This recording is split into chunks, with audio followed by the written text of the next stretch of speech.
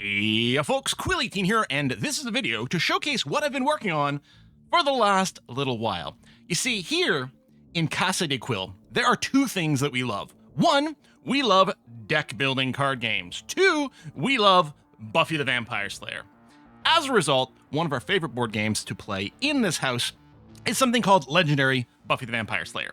So Legendary, the Legendary deck building system, is a game developed by Upper Deck, and the original base version of it is a Marvel-themed one. There's tons of expansions for it as well, but you're playing as Marvel characters. But since then, they've come with a lot of different sub-flavors of this game. There's a Game of Thrones version, there's a Matrix one, there's some James Bond ones, and so on and so forth, and there's a Buffy one, which I love. Now, I have played the OG Marvel one. I don't own that one. I do own the Aliens one. That one's quite good. And then I own the Legendary Buffy the Vampire Slayer version, which is absolutely my favorite one to play. And there's a few reasons. One, I love Buffy. It's a great theme. But two, there are two mechanics introduced in the Buffy version of Legendary that I think really improves the gameplay a lot. There's this concept of something called courage tokens, which is great. And there is this light and dark balance meter that I think is fantastic. It adds tons of interesting strategy to the game. Anyway, we love playing this, and the whole thing with deck building card games is they are so accessible, even to people who wouldn't be considered, say, like core gamers, right? I own, I don't know, probably 100 or more board games in the house, and I like it. From simple to complex, I basically like them all. But not everyone likes the most complex and time-consuming games. Nice thing about Legendary is it's relatively quick, and deck building games are, the core of it is you start with a very simple, basic deck at the start of the game, which is very easy to understand. As you play, you acquire more cards for your deck, slowly integrating more complexity. So it's very easy to learn as you go, which is great. And even if you haven't played for a while, you can slowly get back into it because you're slowly introducing more mechanics and complexity to your deck. It's a really wonderful way. It makes it accessible to lots of other people. And one of the important things as well for board games here in the house is it's important for Essentia and A Kiss for Luck to really care about the theme as well. I will play a game just because it's got interesting mechanics, but the theme is incredibly important for those guys. So it all worked out really well. But the problem is, for half the year, A Kiss for Luck is over in the Scottish land, so we can't play the Buffy game together. So 2 years ago, I started development on an online version of the Legendary system, because there is a module for Tabletop Simulator for the Marvel version of Legendary, but Tabletop Simulator is not the most accessible necessarily. It can be a little cumbersome to play with because it's so flexible and various things like that. And I never thought that was going to be a very good sell. There's part of the reason, that's one of the reasons that my friends and I, it has been a long time since we've used Tabletop Simulator. We've basically just moved over to Board Game Arena, for example, but they don't have the Legendary board game system over there. So I thought, oh, I'll start on my own. And I started it a couple of years ago, and I got fairly progressed, but I hit some walls and I was like, no, I got to do some redesigning. So I started in earnest about a month ago, completely from scratch, to rebuild this thing. And I have been using Claude Code to help me with the client side, especially because when I used to be a full-time web developer, jQuery was new and exciting. I may not be the most up-to-date about everything, and in particular, I knew that I wanted to use React for the front end because I thought that would be a very strong thing to do, but I'm not really familiar with React, so it was very helpful to have Claude Code. I would describe exactly what I wanted to do, like I want this component to look this way, and I want it to do this when you click on it or whatever, and then Claude was able to fill that in for me, which was super duper helpful. But trust me, there ain't no vibe coding going on here. I think I'm up to like something like 500 commits on my private GitHub repo. It has been very interactive. Now, the first screen we're going to go to is literally the first thing I put together. It looks like ass. It doesn't have all the functionality. Don't judge it on this first screen that I'm about to load in. This is our game setup screen over here. I'm just going to go and do that, and we'll look at the actual core gameplay. So I'm going to set up a 2-player game. You can play from 1 to 5 over here. In fact, I mean, theoretically, there's nothing stopping us from having a game with more players, but the base game is really set up for that sort of thing. I think technically it's supposed to be like 2 to 5 players, but there's nothing stopping us from doing 1 player, and it's very handy for testing. But I'll do a 2-player game just to be able to showcase that. And I will pretend to play as Quill, and I will pretend to play as Essentia, if I can spell that correctly. My engine is called Crisis Command. This is a genericized implementation of the Legendary board game system. It's important to note that game system rules are not copyrightable. Mechanics are not copyrightable. Obviously, there are copyright and trademark things for using, for example, the Buffy the Vampire Slayer Steam set over here. Acknowledge the fact that the that Buffy is copyrighted Fox Entertainment, and well, I guess it's Disney now, isn't it? I don't know. And that specific card text may be copyrighted to Upper Deck, for example. But my goal is actually to make my own theme sets for this. I wanted to implement the Buffy theme set first because I want to specifically making this to play this with my family with the Buffy theme set, but also because it would force me to implement all those mechanics. I wouldn't be doing something like designing a card and being like, you know what, this card will be too hard to implement, so I'm just not going to do it that way. No. I forced myself to implement every single card in the Buffy theme set so that those mechanics would be implemented, even if it was painful to do. When you play, you do choose a crisis. In the base legendary, this would be called a mastermind. In Buffy, it's actually called the Big Bad. All the terminology inside the game is all genericized. However, the theme set, once we get into the game, the theme set will be can provide terminology. So, for example, internally, I refer to what would be an example? Threats and assets. So assets are the cards that you will be collecting as a player. Threats are the bad cards you're going to be fighting. Inside the game, when we go in there, the threats are going to be referred to as villains, and the asset sets are going to be referred to as hero sets, because that is the terminology pushed by the Buffy the Vampire Slayer theme set, but you could customize it to whatever, which is what I'm going to do for the more sort of generic card sets that I design on my own. I've got at least 2 different ideas for things I want to do for the actual theme sets over here, but we'll just play as Buffy. So yeah, you got to choose a crisis, which is the thing that you've got to defeat. Some of these are tested more than others. Let's do, you know what, maybe we'll do the master. Sort of a baseline thing. Each one of these crises, each one of these big bads, the masterminds, always leads a particular set. Again, this interface on the screen sucks. In fact, I should just go through it completely, really fast. Let's, what do I want to pick for our bad guy? Hellmouth opening, sure. I'll do that one. That's going to be okay. That should showcase the light and dark meter. I could pick a manual, like the remaining theme sets. So for 2 players, and again, 2 players, there's supposed to be 2 major theme sets. One of them is forced there. The other one, I don't know, we'll do Scourge of Europe. And with 2 players, we do 1 minor theme set. So I'll do Vampire Initiates because they can showcase capturing cards. And we'll play with Buffy. She's the star. And let's see, what else are we going to throw in? We can do Tara and Willow maybe, and then Cordelia. I like Cordelia. I feel we need a bit more punch. Let's do the first Slayer over here.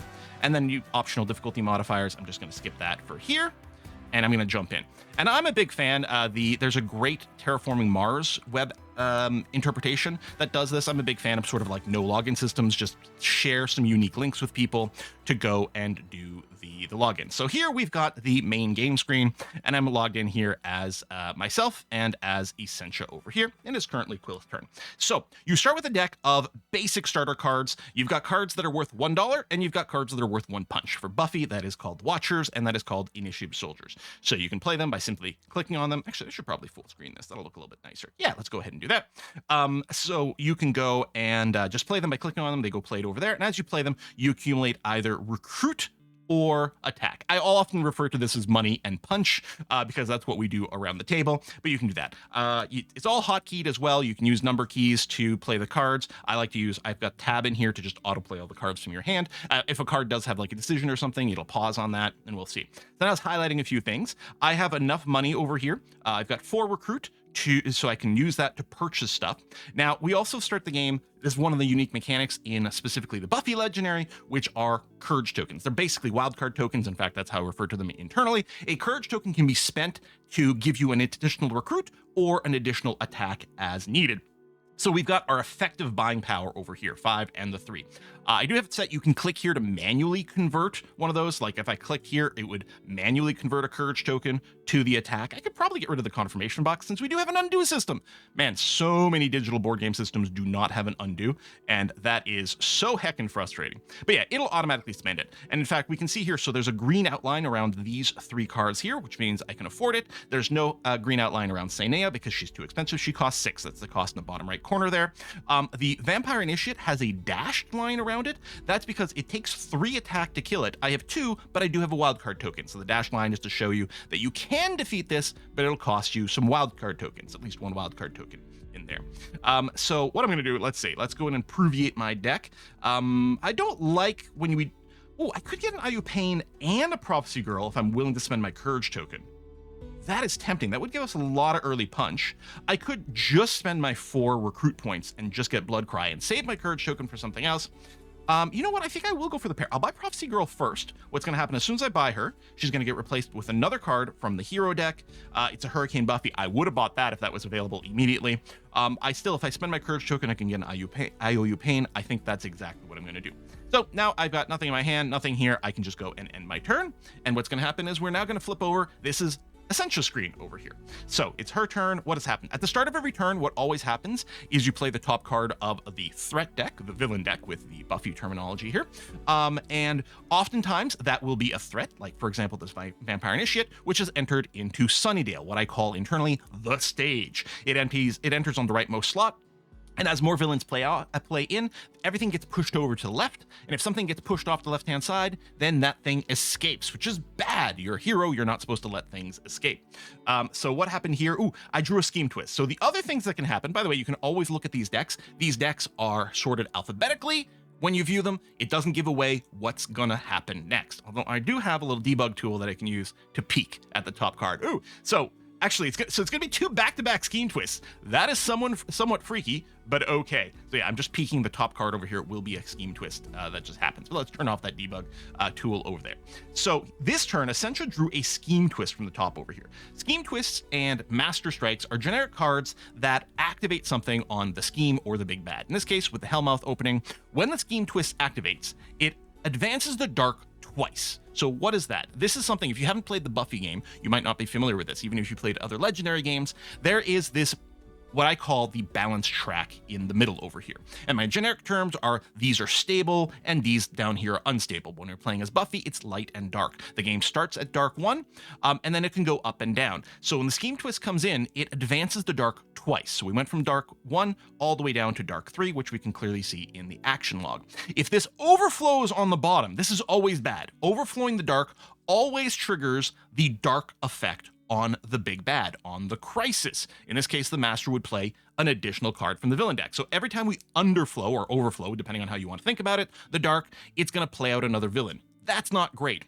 But specifically with Hellmouth opening, this Scheme Twist that advances the dark twice, if that specifically causes the Big Bad's dark ability to trigger, then what would happen is we'd place the Scheme Twist under the dark. We'd get a little display, just like we've got the little under over here for the Master. We would, or under here for the Vampire Initiate, we would get a little under zone that would show up over here, and that's where the Scheme Twist would go. Normally, the default behavior for Scheme Twist is for them to go into the KO'd pile, what I call the burn pile. These cards are effectively out of the game.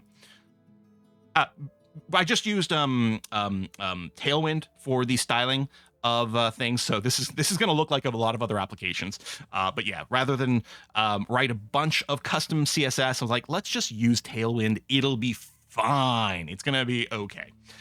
So this Scheme Twist advanced the dark twice. We're in a very dangerous spot over here, but luckily it didn't trigger the Big Bad's dark ability, so we haven't moved towards death, which, by the way, the scheme, or the complication, I call this internally, is what generally defines the loss condition for the players. Some of the crises, the Big Bads over here, can also do that. For example, the First Evil specifically has an extra loss condition. Okay, so this is Essential's turn. Let's go ahead and play out our cards. I'm just gonna hit tab to just play them all quickly. And again, we're in a situation where I could use my Courage token to punch the Vampire Initiate. Vampire Initiate has an ambush ability. That is the Buffy specific language for what I call on enter stage effects. When it enters the stage, i.e. Sunnydale, this card does something, which is to capture, to bystander, seize an opportunity in my internal language. And we can see what that is. I can click on that for that view as well if I wanted to. But Clem, good old Clem, one of my favorite characters from Buffy, has been captured by this Vampire Initiate. If I go and kill the Vampire Initiate, then I get to rescue Clem and do its effect, which is actually quite swell. So let's go ahead and do that. I'll spend my Courage token, but that's okay. So Clem's ability, when you rescue him, is you reveal the top 2 cards of your deck, you KO one, burning it, removing it from the game completely, and then just discard the other one. Clem allows you to thin out your deck. Now, I don't have a lot of high quality stuff in here right now, but that's okay. I still want to start thinning out. I got 2 initiative soldiers, so I guess I'll just pick one and then KO that. So you can see it's gone into the KO pile over here, and then the other one got discarded.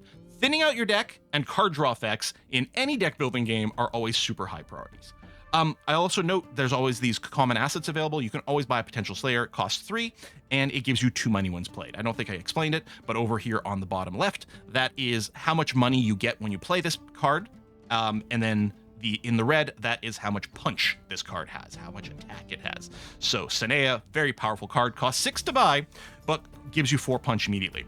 This also has a conditional effect on it. You can see that all these asset cards have tags. Most of them have 2 tags. There are some that only have 1. For example, actually, your starter assets over here only have 1 each. That's the initiative symbol. These are just Unicode symbols over here. I don't have a single image in this entire project. Everything is just Unicode symbols. I can easily support actual images, but for now in development, it was easier to do that. So for example, Sanea over here, the top symbol, in the Buffy set, those are cross stakes because she is a slayer, and the bottom symbol there, the lightning bolt, that is an instinct thing. You don't actually need to know what they stand for. You just need to know that those symbol tags exist. The way Sanea's ability works is when you play Sanea, if you've already played on this turn another one of these lightning bolt symbols, then she would gain you a courage token. So that's a prerequisite. It doesn't work retroactively. If I play Sanea first and then say I played Prophecy Girl, it would not trigger Sanea's ability. You have to have played that symbol before you played this card. But you can see that Sanea and Prophecy Girl actually work well together because they both have the symbols that trigger each other. So no matter what order you would play those cards in, you'd get a pretty good effect. I think I will get the Hurricane Buffy though. It's got money. I like to get money earlier so I can keep buying more cards. It draws a card, which is always great. And if it's dark, which it will be quite often at the start of the game, I get to KO a card from my hand or discard pile, helping to thin out my deck. Cards like Hurricane Buffy also combo exceptionally well with Prophecy Girl. When you play Prophecy Girl, for the rest of the turn, you may choose to activate dark abilities on cards you play. So if I play Prophecy Girl first, and then I play Hurricane Buffy, even if it is light, I'll be able to trigger Hurricane Buffy's ability. So we'll go and pick that up. By the way, when you buy a card, it goes into your discard pile. Whenever you draw cards, if there's no cards to draw, you just shuffle your discard pile into your draw deck. All right, so that's Essentia's turn over there. Let me flip back over to Quill. There we go. This is Quill's view. It's a little confusing because like you can't actually see like the tabs over here and whatever. Obviously, normally you wouldn't be flipping back and forth. Although I suppose you could be playing hot seat, right? You could have 2 people sitting at the same computer and then you could just have it open in 2 tabs. Or I've got 2 monitors. I could have 1 on each monitor, but that wouldn't help with the recording right now. So Quill over here. Oh, I forgot, I haven't fixed that. This auto scrolls to the bottom, but only when you're on the active view. And when I'm tabbed out, it doesn't scroll to the bottom until I play something else, right? If it was up here and then I played a card, then it would scroll there. It's something that I'm gonna have to fix, but anyway. On Quill's turn, we drew another scheme twist. Now, what was bad here is this scheme happened. It was so dark that it did cause the Master's dark ability to fire. So first of all, that meant that it played another card from the villain deck, which is never great, but also because it triggered the Big Bad's ability, right? This is specific to Hellmouth Opening.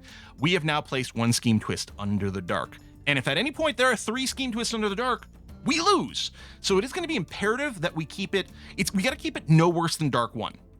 Right? Because if this advances twice from Dark 1 to 3, that's fine. We're okay. Although very annoyingly, when we draw Master Strike, the Master sets the Dark to 3, which is going to combo very poorly for us. So let's see. We'll play out our cards. I get you haven't even begun.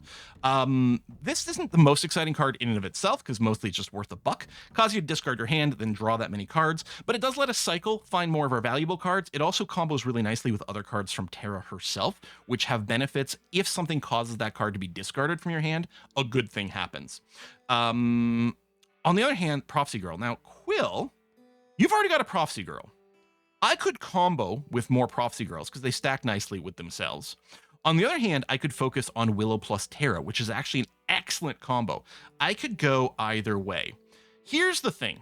If I'm playing as Quill and I'm playing as Essentia, Essentia loves to play with the Buffy cards, and she actually doesn't like to play with the Willow Terra cards because it's not her vibe. Whereas I love the sort of combos and stupidity that you can create with Willow and Terra as a pair. I'm obsessed with building fun combos. Mostly I sit around making fun combos while Essentia goes and kills everything and, wins the game for us. So I guess I'll lead into that. So Quill's gonna buy You Haven't Even Begun. We'll do that. All these cards, by the way, do have like fantastic artwork on the cards themselves from the show. It would be trivial easy for me to just download all these images. This is from a fan website. I could easily download all these images and have the theme set point to image files. And if the image files exist, use the image to render the cards instead of this HTML thing.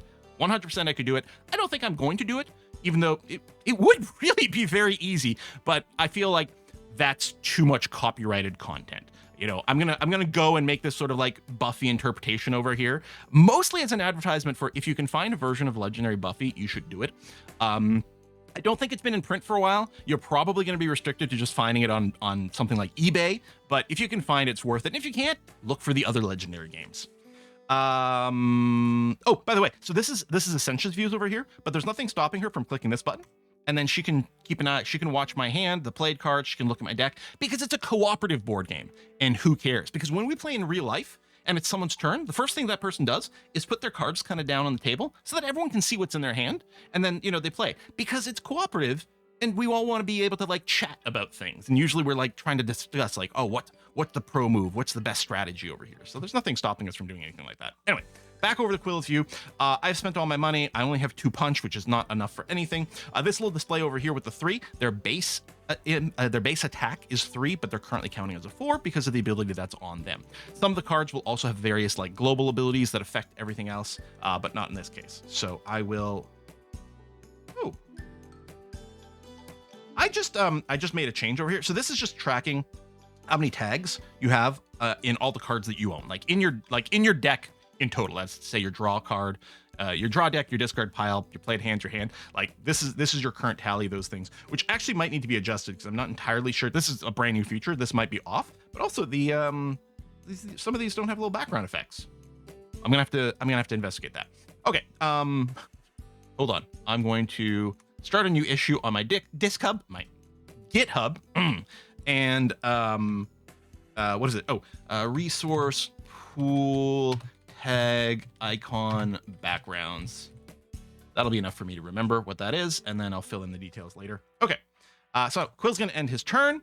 Another copy of the 3 came in. So most of these sets, a lot of times are in pairs. You can see there's 2 Lukes, there's 2 Drusillas, 2 Darlas. I think there is only the one annoying one over here. Yes, that is correct how you pronounce it, annoying one. If you know, you know. Anyway, Essentia's turn. She's going to play out her hand. Ooh, this is not going great. Essentia's going to gamble. Is she going to pick a Prophecy Girl and hope another Prophecy Girl comes up? Or is she going to take Blood Cry? Maybe she'll take Blood Cry. It is at least another Slayer card. It's not going to be her favorite, but I was going to say we could use more punch. They both have 2 punch. And honestly, Prophecy Girl is just flat out better, especially for the deck that Essentia's going to want to build. I'll do that. Okay, we didn't get another Prophecy Girl. It's quite nice if you're playing with, I think, Angel and Oz both have 2 cost cards, so you can get a lot of cheap cards in there. Each set of assets also has 1 super card. So, for example, well, actually, each hero asset card set has 5 copies of 1 common card, 5 copies of another common card, 3 copies of an uncommon card. You can see that with Death as Your Gift over here. And they each have 1 rare card, one of their super cards. So for Buffy, for example, it is the Slaymaster General.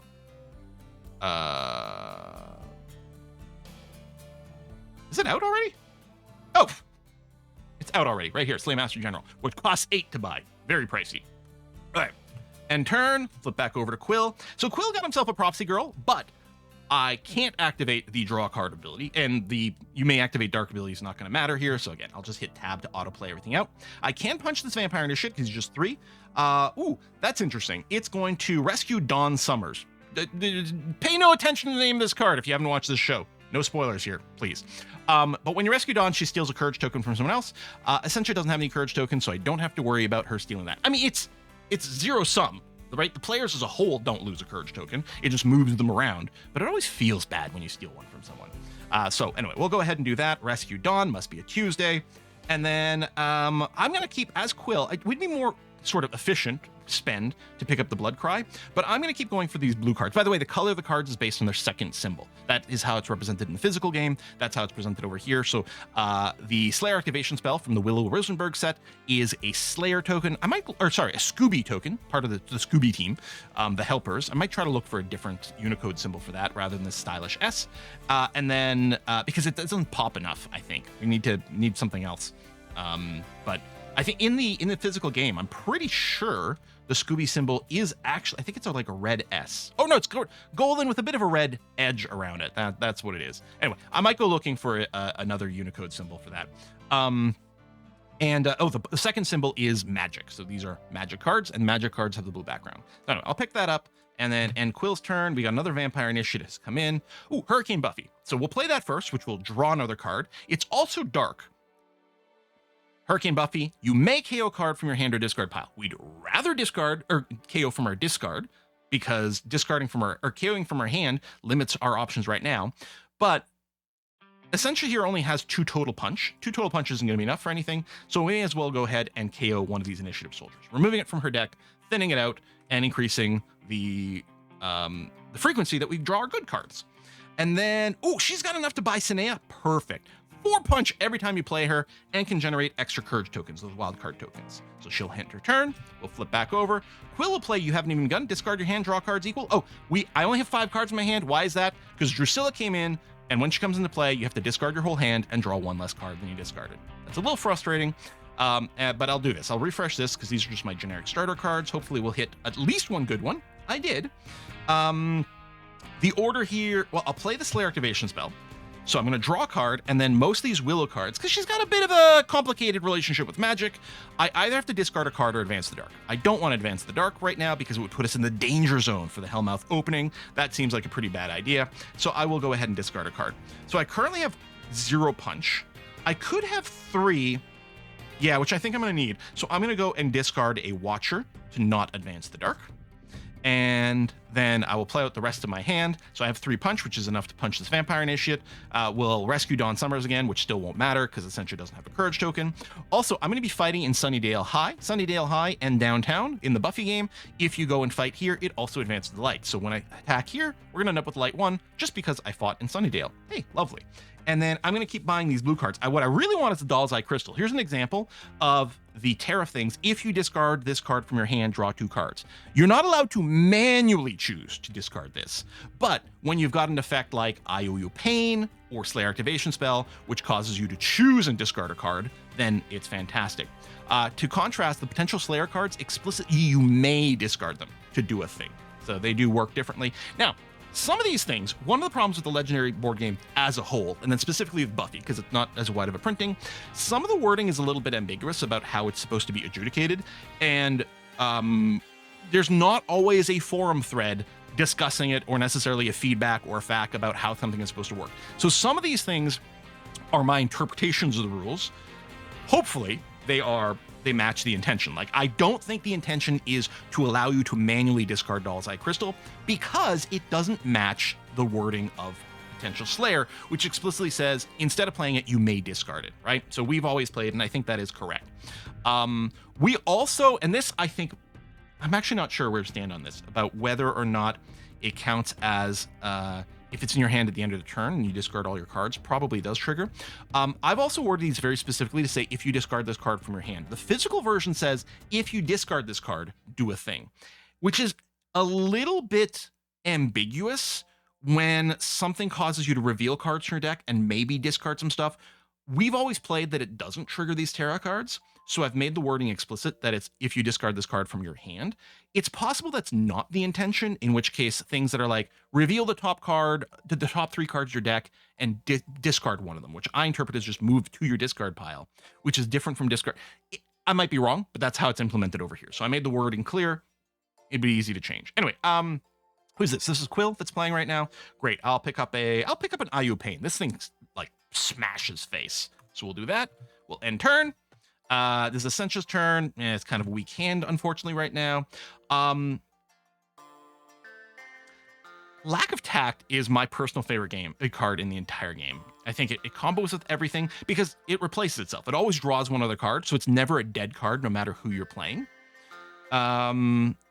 This is Essentia. She could pick up Blood Cry because, again, it's sort of a Slayer spell, which kind of interacts with things. It does KO, which I think is a very strong effect. This is a mandatory KO if you've played another Slayer card before this one, and that can make Essentia nervous. So she probably wouldn't draft this. She does have a bunch of money. You know what she would do? She would buy one of the 3 cost cards, and she's not going to want Slayer Activation Spell. She's going to buy this. It's going to leave her 2 money. She's going to hope Prophecy Girl comes up. Prophecy Girl did not come up, but oh well. She did pick up the best card in the game. I mean, really, all the Cordelia cards are the best cards in the game. Lone Fashionable Wolf is potentially literally the best card in the game. It is so insanely strong.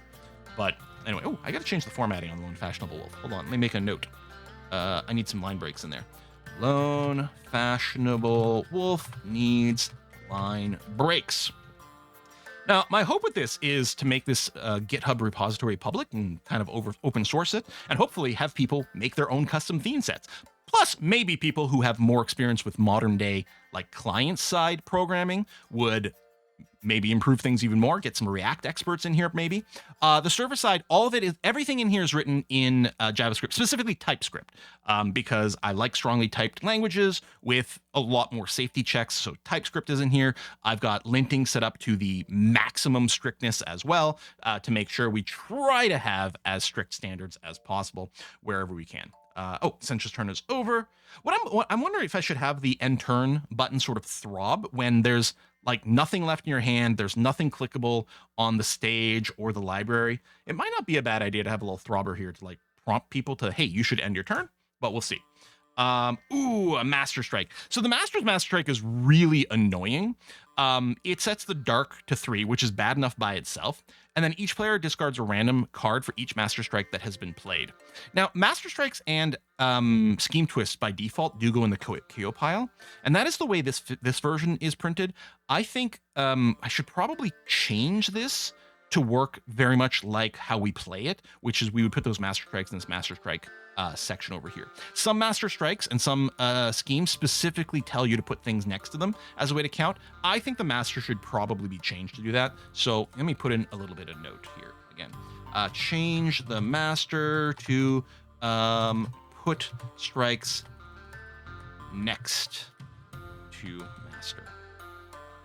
Excellent. Okay. So I will play out my pitiful remaining cards, which ain't much. But let's pick up another IUU Pain for the Quill build. I'm gonna spacebar and enter both end turn for convenience, just like tab autoplays things. Octarius entered. Ooh yeah, things. That's a lot of dark. Yeah, Octarius ambush. Each player reveals a Slayer hero. Advance the dark for each player who could not. Essential revealed Prophecy Girl, so she had a Slayer. Quill didn't, so we advanced the dark one time, which overflowed, which triggered the Master's Dark ability, which played the next card from the villain deck, which was the Judge, who, when he comes into play, he advances the dark some more. You can see things can quickly get out of control. Essential will play out our hand and literally be unable to do anything. Wow, that is tragically bad. Okay, end turn, and we get our first escape event. So Spike has come in over here, and he actually hasn't finished resolving everything yet. Spike has come in and shoved the 3 off the board. Now, some cards even have a specific escape ability. None of these do. So the 3 doesn't have a specific escape ability, but whenever something escapes, 2 things happen. First, the active player has to choose a hero from the library to KO. It's got to cost 6 or less, so you can never KO the Uber card, so I can't KO Slay Master General, for example. I'm going to get rid of the Blood Cry since it's not very popular. With the way that the 2 of us, myself and Essential play, it's not very popular, so I'm going to do that. I think it's a great card. We just don't tend to use it very much. So I'll KO that, and then the other thing that happens when a bad guy escapes is that it also advances the dark. Then when Spike comes in, Spike captures the hero with the lowest cost in the library. There are 3 heroes that are all tied for the lowest cost, so we're going to have to choose something. If there was just one at 3, then it would have happened automatically. I'm gonna have Spike capture the lack of tact. Ooh, this is something missing. The Spike decision is not properly using the Buffy-fied terminology. Hang on. Spike's capture decision lacking Buffy terminology. So I just like wrote asset and seize directly, which it shouldn't do. There we go. Let me create that. The part of the reason I want to do this video is to do some debug runs, because we might be playing it this afternoon with Essentia and A Kiss for Luck, and possibly another friend of ours. And it's only my second run playing this with other people, and a lot of changes have been made since the first one. A lot of new cards implemented, and I got to make sure they work. But yeah, I'll put Spike is going to capture lack of tact, because no matter which one of us Boop Spike. When you boop Spike, then you claim the card that he has captured. Whichever one of us gets it, it's going to be very useful. So Spike will seize that. The button too, actually. Hang on. It says seize instead of capture. The button 2. There we go. I have a tag system where I put in curly braces the term that it's supposed to use, and then it auto replaces it with the correct one for the theme set, or use a generic term if it's not there. But I intentionally have the generic terms all blank so that I know when something is not working right. Okay, so Quill's gonna have 3 and 3, which isn't enough to punch anything, which means probably, now we don't know, I can peek with my debug mode, it's gonna be Darla coming in here. So the 3 is gonna escape, which is gonna keep making things worse and worse. In fact, we're at dark 3, which the 3 is gonna escape, it's gonna overflow the dark, which will play another card. So we're not only getting Darla, we're getting another one, which might cause Drusilla to escape, and Drusilla's gonna escape with a captured bystander, which is gonna cause us to, extra bad stuff is gonna happen. Oh, this is terrible. I love it. I'm so happy right now. Love it when things go badly. Ooh, okay. I love the Cordelia cards a lot, but I am trying to work towards some Willow stuff. Which one should I buy? What does suck a little bit is I'm not ending up with a whole lot of punch at this point. I mean, Queen C can generate a Courage Token. You can also advance the light, which honestly, we might be a little desperate for. Yeah, okay, let me do that. Quill's gonna end his turn. Oh, this is gonna be so bad. I'm so sorry, Essentia. You're gonna have 2 people escape on your turn. So you're gonna have to blow up some more stuff. I'm gonna blow up a Slayer activation spell. But then, yeah, now Drusilla has escaped, so we gotta blow something else up. I'll blow up another Slayer activation spell. And then, because Drusilla escaped with a captured bystander, each person has to discard a card. Now, I kind of wish I had a Willow or Terra card that I could discard for a better bonus. Oh, this is Quill's screen, so I got to go to Quill's screen over here, discard the Watcher, and then Essentia is also going to discard a Watcher. Everything is awful. Hurricane Buffy will draw a card and let Essentia KO something, so she'll KO one of the Watchers in her discard pile. She'll play 2 Watchers, so she's at least got some money. She'll buy, I wonder if she should just get a potential Slayer, which can be discarded in case of emergency to advance the light. That actually sounds like the sort of thing Essentia would do, so that's what she'll do. She'll end her turn. Sunnydale is still full. I'm gonna debug. I'm gonna peek at the top card. Norman Fister is gonna come out, so he's gonna shove Octurus off the board, which is gonna lead to more bad things happening. Also, you can see that Norman Fister here, yes, terrible name, is gonna advance the dark by himself as well, which is between the escaping and that is gonna cause the dark to overflow again, which is gonna cause the master to play yet another villain, which is gonna chain more horrible effects.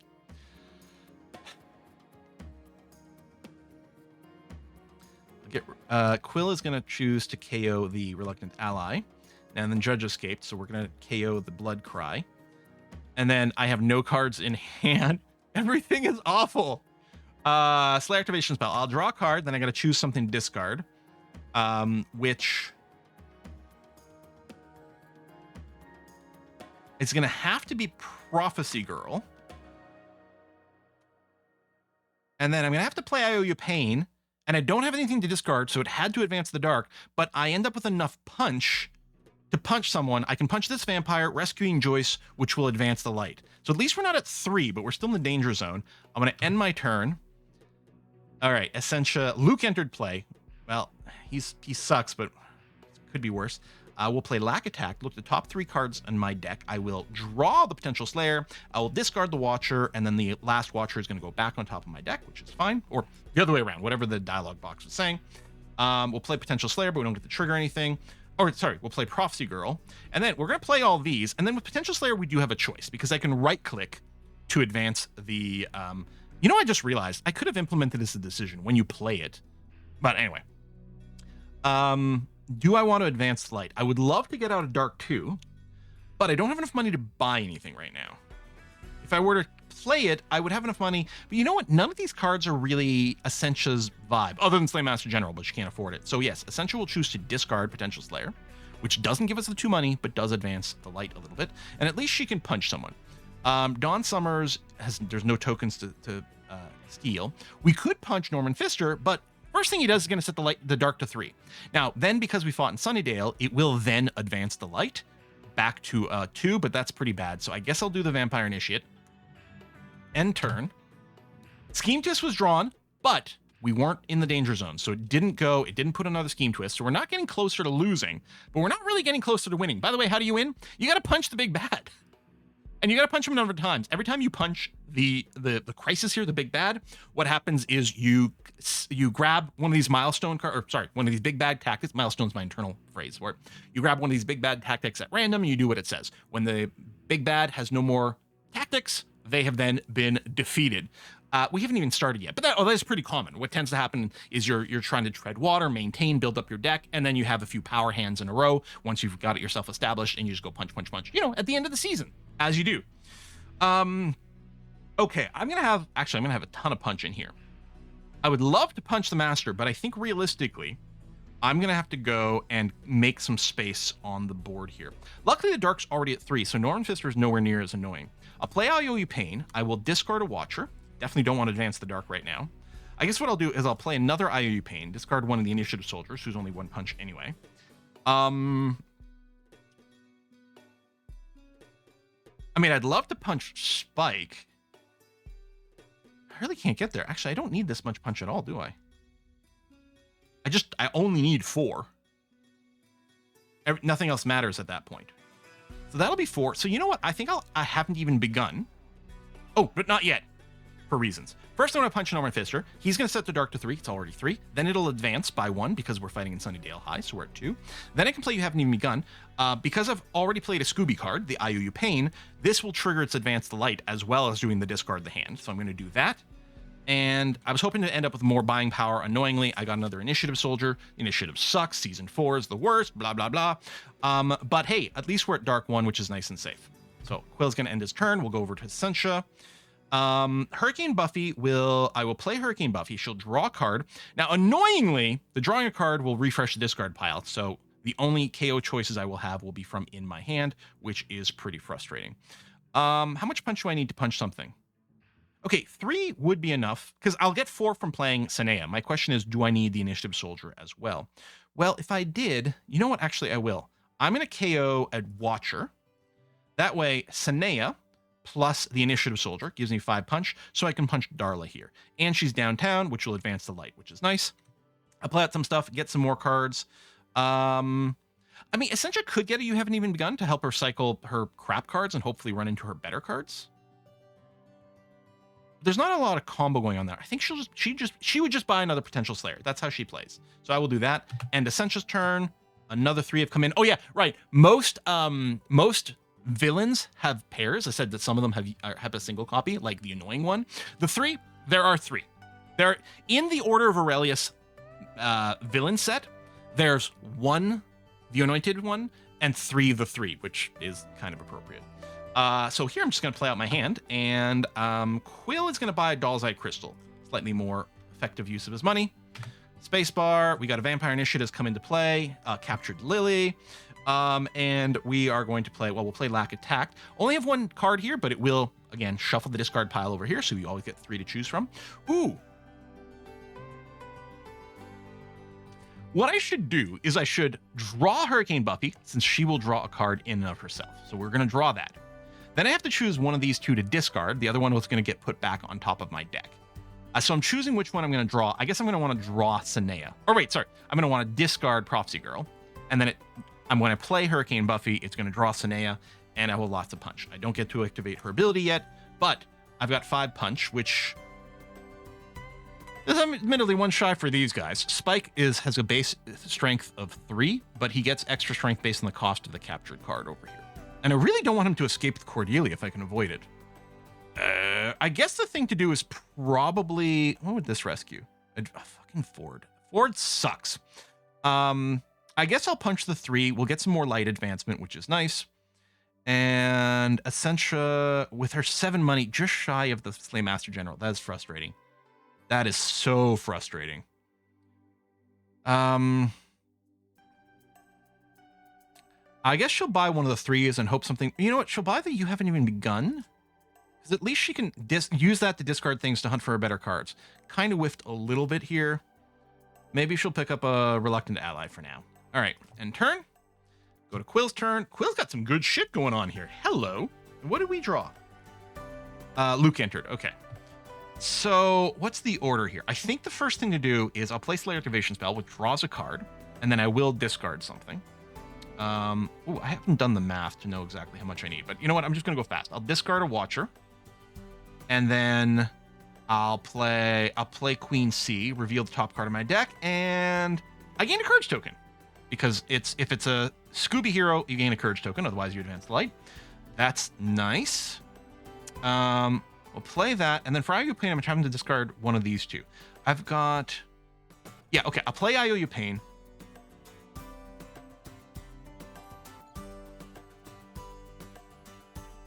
I will discard the Initiative Soldier. Actually, hold on, that is incorrect. I want to discard the Watcher, because I can play the Initiative Soldier, have 6 actual punch, and I won't have to spend a Courage token to, say, punch Luke. Actually, I should punch this Luke, because he'll advance the light. I won't have to discard a card, because I have no cards in my hand, but Essentia will. And she discarded one of her crap cards, one of her gray cards. Good. Okay. It always sucks when that hits a big card. Now, I could undo and be like, oh, I do something else instead if it did hit one of her good cards. I do use a seeded random number generator, so if I hit Luke again, Essentia will still discard the same card. It's not going to change what card she discards, but we'll just stick with that. And then Quill's going to pick up an Insect Reflection here, which is very nice for what Quill's building. Go over to Essentia. Okay, a Scheme Twist was drawn. It advanced the dark twice, but we were nice and light, so we're good and safe there. Lovely. Hurricane Buffy will play that. She still draws a card, but the dark doesn't trigger. And then, you know what? I'll just get another... Well, we have a lot of money. Hopefully she draws... Still one shy of buying the Super Buffy or the Super Willow. Okay, I'll buy You Haven't Begun. Okay, we got a Hurricane Buffy. That at least fits decently with her deck and her turn. We got another Master Strike. And the way the Master Strike is, you discard more and more cards. This was the 4th Master Strike. So we all had to discard 4 cards at random, which is a little frustrating. Anyway, I'll play IOU Pain. I will discard the Initiative Soldier, because it still leaves me with enough to go and punch one of these guys. I don't want to advance the dark right now. So I'm going to punch this Vampire Initiate, which will advance the light because we're in Sunnydale. Lily, who is captured here, draws 2 cards, choose 1 to discard. And that's not enough to do anything, but at least we got a little bit of breathing room. We're not at Dark 3, but... Okay, another Vampire Initiate came in, seized Herbert the Pig. Okay, and then this... Yeah, card order here is not going to matter because neither one's going to do anything. She doesn't have any money. That sucks, or enough punch. So that's her turn. Very boring. Meanwhile, Spike has come back. Second copy of Spike. He's going to capture another card. I will have him capture an Insect Reflection, I suppose, because there's 2 of those. And then card order doesn't matter. Quill will just play all his cards. Advance to Dark, I'd rather not. Let's punch this Vampire Initiate, rescue Herbert the Pig, giving us a Courage token. Quill's got a couple sitting around now. Quill is going to purchase an Insect Reflection. Oh, and it was replaced with another Insect Reflection from the deck. Yeah, I think I've got enough cards that cause me to discard stuff. I need more cards that give me a bonus when they get discarded. It would have been nice to have a bunch of those before the Master kept causing me to discard a bunch of crap. And Quill's turn, go over to Essentia. She could play the Potential Slayer first, but I am wondering about just doing a big discard with Haven't Even Begun to cycle. You know what? We desperately need punch. Discard everything. Do I play this? I think it's going to be the same logic. I need punch. Actually, Lack Attack is always good to play. I'll do that. Perfect. I will draw Sinea. I will discard the Watcher, leaving Hurricane Buffy on top. I will play Sinea. I will then discard everything else. This will also advance light because I played another Scooby card. And then I drew the Hurricane Buffy plus the Watcher. I will play this. I'll play the rest of my stuff. Now, Drusilla's a little problematic because when you fight her, she advances the dark, which is bad. She does let you KO a wound in your hand or discard pile, which would be great, except I don't have a wound, so this would just be increase in the dark. But it is a very efficient use of my punch. This would only be 3 punch, and it's forward. Well, we'd end up exactly where we are at light 1 if I did that. I'm going to punch Drusilla while we've got the chance. There we go. And then Essentia desperately needs more Prophecy Girls. Now, hopefully you can pick something else up that costs 3 that's great. Like, Hurricane Buffy's a bit more of an efficient use of our money, but we kind of do need the punch, and she desperately wants more Prophecy Girls for lots of reasons. One, again, the Buffy cards benefit from being able to trigger dark abilities, and it's got more of the Lightning Bolt symbol, which combos well to Sinea and Prophecy Girl. I I'll just get an IOU Pain so that we can hopefully hit a critical massive punch. We're nearly out of cards in the villain deck. Now, we've been doing a good job managing Hellmouth opening, so we're not going to lose from that, which is great. The problem is, if we run out of cards on either the villain or the heroes deck, 2 players, you don't tend to run out of the heroes deck. With 4 players, you can, because you tend to burn through a lot more here. This, if you run out of this, technically it's considered a draw, but we always imagine it as kind of a lose, right? We didn't die, but we also didn't defeat the bad guy. Yeah, they lived to survive another season. So hopefully we can. We don't have a lot of time left. We haven't punched the master one time. This isn't going fantastic. But is this the time for it? Well, okay. I'm going to play Slayer activation spell. Draws a card. I will choose to discard this Watcher. Oh, we're at Dark 3. I really can't afford to not discard a card. So I'm going to have to discard a card with all the Willow abilities. And because it's Dark, the Master's more powerful. And anyway, I only have 6 punch anyway.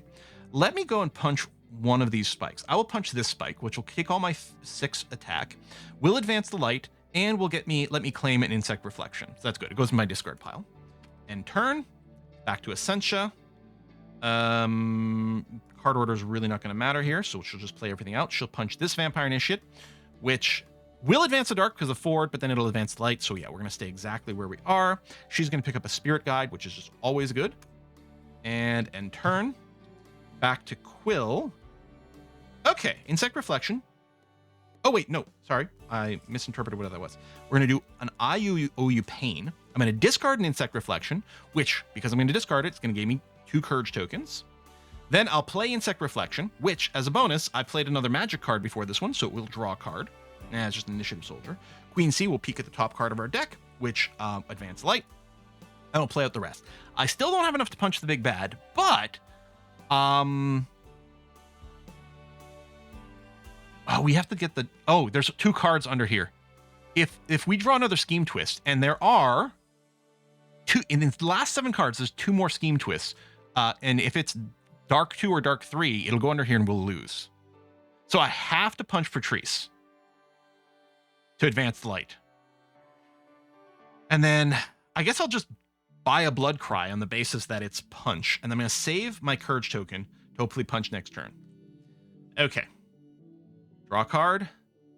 Let's KO. We really don't need these Watchers. We don't need the buying money. We'll do this. I do have enough actually for the Slaymaster General.